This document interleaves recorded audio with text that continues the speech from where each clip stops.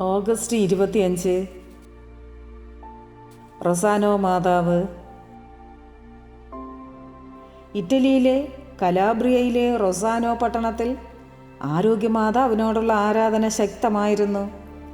പരിശുദ്ധ കന്യകാമറിയത്തോട് വളരെ ഭക്തിയുള്ള സന്യാസിയായിരുന്ന വിശുദ്ധ എഫ്രേം 16-ാം നൂറ്റാണ്ടിൻ്റെ അവസാനത്തിൽ റൊസാനിയോയിലെ ഒരു ചെറിയ ഗുഹയിൽ ജീവിച്ചിരുന്നു.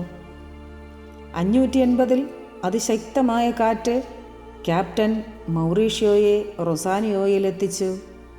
സന്യാസിയായ എഫ്രേം വന്ന് അദ്ദേഹത്തെ ആലിംഗനം ചെയ്ത് ഇങ്ങനെ പറഞ്ഞു: കാറ്റ് അല്ല നിന്നെ ഇവിടെ എത്തിച്ചത്, പരിശുദ്ധ കന്യകാമറിയമാണ്.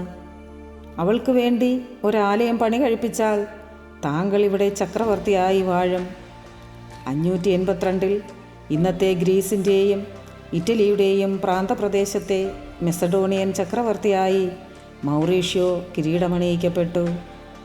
590-ൽ കോൺസ്റ്റാന്റിനോപ്പിളിലെ ചക്രവർത്തിക്ക് മൗറീഷ്യസ് കിട്ടുകയും ചക്രവർത്തി ഈ ഗുഹയെ പരിശുദ്ധ കന്യകയുടെ ഒരു ആലയമാക്കുകയും ചെയ്തു.